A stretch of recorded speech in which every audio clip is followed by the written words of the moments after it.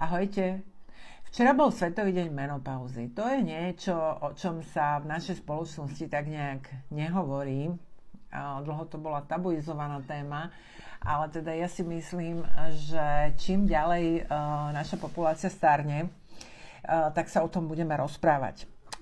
Ja vám poviem také moje skúsenosti s menopauzou a zoberiem to z takej inej strany, pretože čo som zatiaľ čítala a pozerala som vyjadrenia gynekologov, tak je to všetko v podstate od tých terminus technicus a málo sa tam hovorí o tom, že čo naozaj v skutočnosti prežívame. Ja budem veľmi rada, keď mi aj napíšete, že čo vy prípadne prežívate počas tohto obdobia.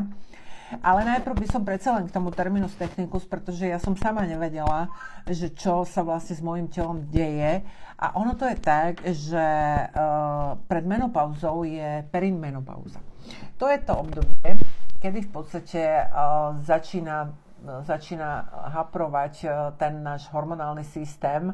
A vtedy ja som mala napríklad, že 6 týždňov v kuse menštruáciu, hej, alebo mi potom vynechávala, že som ju mala raz za 3 mesiace, raz za pol roka a mala som také stavy, že som si myslela, že som tehotná a pravda je, že počas perimenopauzy ešte tie vajíčka fungujú, takže v podstate ako žena ešte môže otehotnieť počas perimenopauzy. A to ja viem, že to ja som vôbec nevedela, čo sa so mnou deje a som si kupovala aj tehotenské testy a mala som stále také tie predmenštruačné syndrómy, takú bolesť v podbrušku a pritom akože menštruácia neprišla aj 2-3 mesiace a potom zase prišla a trvala 6 týždňov, až kým tá menštruácia neodišla úplne. No a to sa nazýva, toto obdobie sa nazýva perimenopauza. Menopauza nastáva vtedy, keď žena 12 mesiacov po sebe už nemá menštruáciu. Hej? Čiže to je stav, v ktorom som ja. No a čo to teda obnáša? Ako z takéhoto hľadiska ženy, ktorá to prežíva, vám idem povedať, že čo? Najprv to boli také tie strašné návaly, hej? Tie mám dodnes, ale ako tak nejak som si ich upratala. A poviem vám ako. Takže najprv to boli také tie návaly, že v podstate akože od rána do večera ma proste ako búrali mnou také tie horúčavy, také tie návaly horúčav a bolo to veľmi, veľmi nepríjemné. Potom hlavne to bolo teda v noci, ktorý sa aj môj muž odo mňa odsťahoval. Presťahoval sa k malému do izby, lebo že som vlastne skúviňala ako ranená srnka. A potom som odkopla paplón a potom som ho zase hľadala. A to boli tie veci, ktoré som ja nevedela. To bolo v spánku, hej, že v podstate, ako ja som v spánku počas spánku dostávala návaly horúčav. A vtedy mne bolo teda horko a popri tom, ako bolo mi to veľmi nepríjemné, tak som samozrejme tak ako vzdychala, hej, pretože to je naozaj také, že akože úplne, že A čiže ja som ich mala počas celého dňa a potom vlastne v noci boli také, že úplne že až neznesiteľné. No a mne to veľmi prekážalo aj pri športe. Naozaj som mala vtedy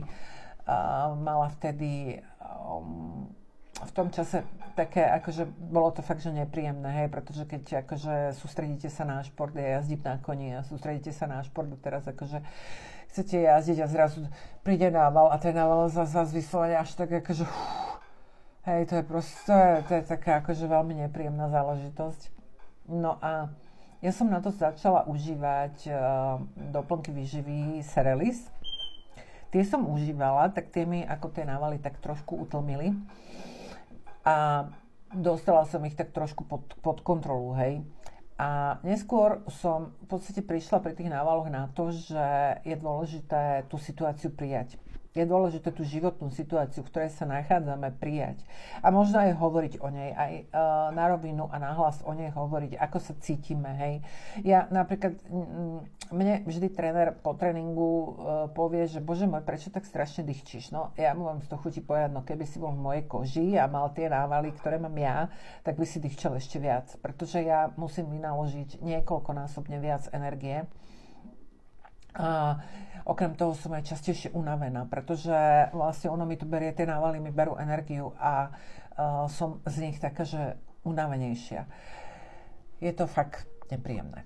No a, ale čo bolo pre mňa horšie, no a vrátim sa teda k tomu, že som to prijala. A tak, ako som si celý život dokázala, celý svoj produktívny alebo teda reprodukčný život dokázala zariadiť, že mi menštruácia chodila v piatok, lebo ja som mávala veľmi silnú menštruáciu, alebo bolestivú.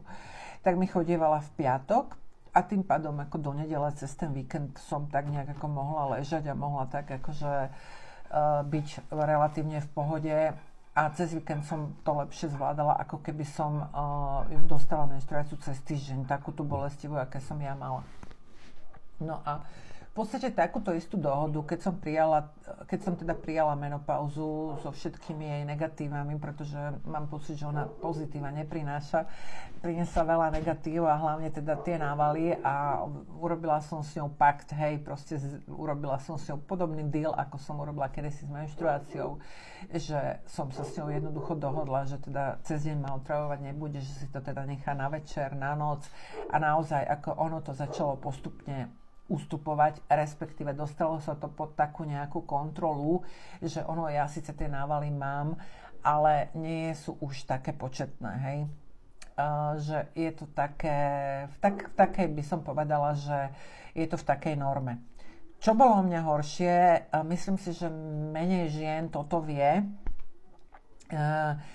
Ja som sa začala budiť s tým, že som nevedela dýchať, že som sa nevedela nadýchnuť, robila som vyslovene toto. A vyslovene toto. A to som robila tak hodinu.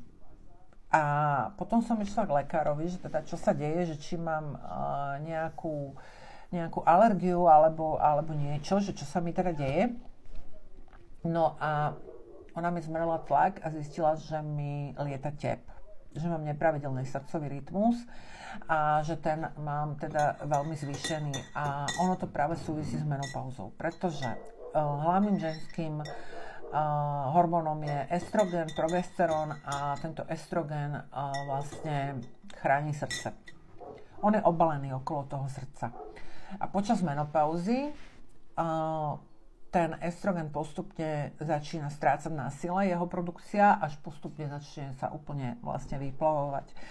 Prúser je, že aj my ženy máme v sebe kúsok testosterónu a tento testosterón vlastne nám zostáva, hej. Čiže akože minule som to dala do takého nejakého porovnania, že my keď vlastne prichádzame na svet a ešte sme v takomto úplne vývojovom malom štádiu, keď sme ešte také, že embria a len sa začíname vyvíjať, tak všetci sme ženy, hej. Až potom sa z toho vyplynie, že či to bude chlapec alebo dievča.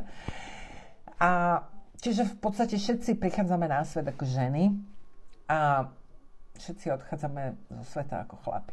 Hej, pretože aj minulé niekto ma odfotil, kamoška ma odfotila a chcela som si tú fotku upraviť a dala som to do nejakej apky a tá apka vyhodnotila, že som chlap. Okrem toho mi zhrubol aj hlas, hej. A to je všetko tým, že vlastne mi z tela odchádza ten estrogen. A áno, menopauza má vplyv aj na pokožku, je suchá, vysušená, presušená a ja musím používať oveľa masnejšie krémy. To vám poviem potom, lebo som našla micelárnu vodu, ktorá jediná nevysušuje pleť, ale nechávajú úplne, že fantastickú a myslím si, že to má tiež akože súvisí s tou menopauzou a myslím si, že táto micelárka by mohla byť práve pre nás baby, ktoré sme v menopauze, ale to vám poviem neskôr. Čo vám chcem povedať? Mne lekárka dala beta-blokátor na srdce, čiže odtedy ja vlastne existujem s beta-blokátorom na srdce a odtedy mám pokoj. Odtedy môžem naozaj, že v pohode dýchať, navyše keď si ho večer dám, tak ja z neho aj perfektne zaspím a mne sa to srdce vlastne upokojilo. Takže čo vám chcem povedať? Chcem vám povedať hlavne to, že menopauzu musíte prijať. Jednoducho proste každá z nás príde do toho štádia, kedy v podstate ako bude v menopauze. Aj vy, babi, čo máte teraz 20, budete raz mať menopauzu, hej? Keď sa toho dožijete. Potom, to je také obdobie 4-5 rokov, potom príde postmenopauza, čiže ten vek ženy, kedy už v podstate nemá návaly, nemá nič a jednoducho proste už si len žije. Ale teraz ja sa nachádzam v tom období tej menopauzy a vidím ako jeden z obrovských problémov srdcové problémy. Preto aj veľa žien v menopauze má infarkty myokardu, aj mŕtvice, pretože na toto si treba dať sakra pozor, na to srdce.